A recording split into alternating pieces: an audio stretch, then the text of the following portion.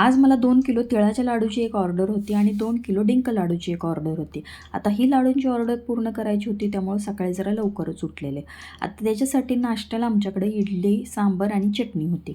आता खरं सांगायचं म्हटलं तर आमचा हा नाश्ताही होता आणि हे आमचं जेवणही होतं. त्यामुळं काय वेगळं करायची काही गरजच लागली नाही. जेवण वगैरे झाल्यानंतर हे तिळाचे लाडू करायला घेतलेले. आता हे तिळाचे लाडू करताना मी कायम गावरान तिळच वापरते. अनपॉलिश तिळ असतात ते. आता एक एक करत सगळे लाडू तयार करून घेतलेले आणि हे लाडू तयार झाल्यानंतर लगेच डिंकाच्या लाडूच्या तयारीलाही लागले होते. डिंकाच्या लाडूसाठी लागणारे सगळं साहित्य मस्त असं खमंग तुपात भाजून घेतलं आणि त्याच्यानंतर हे डिंकाचे लाडू तयार करून घेतले. आता ही आजची डिंकाच्या लाडूंची ऑर्डर होती ती एका बाळंतिणीसाठी होती. तर हे लाडू सगळे बांधून तयार करून ठेवले आणि ही जी ऑर्डर होती ती माझी कालची होती, ती पॅक करून ठेवली आणि त्याच्यानंतर आजची ऑर्डर होती तीही सगळी पॅक करून ठेवली. डिंकाचे लाडू तयार करून पॅक केले आणि तिळाचे लाडूही तयार करून पॅक केले. त्याच्यानंतर संध्याकाळच्या स्वयंपाकाच्या तयारीला लागले. आता संध्याकाळी काय करावं हा तर मोठा प्रश्न पडलेलाच होता. घरात अंडी शिल्लकच होती, मग म्हटलं आता त्याची अंडा भुर्जी करून घ्यायची.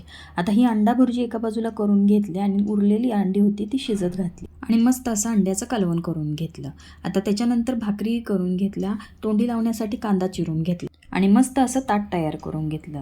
आता इथं घेतले मी अंड्याची भुर्जी आणि त्याच्यानंतर आपण तयार करून घेतलेल्या भाकरी, कांदा आणि मस्त असं कालवण.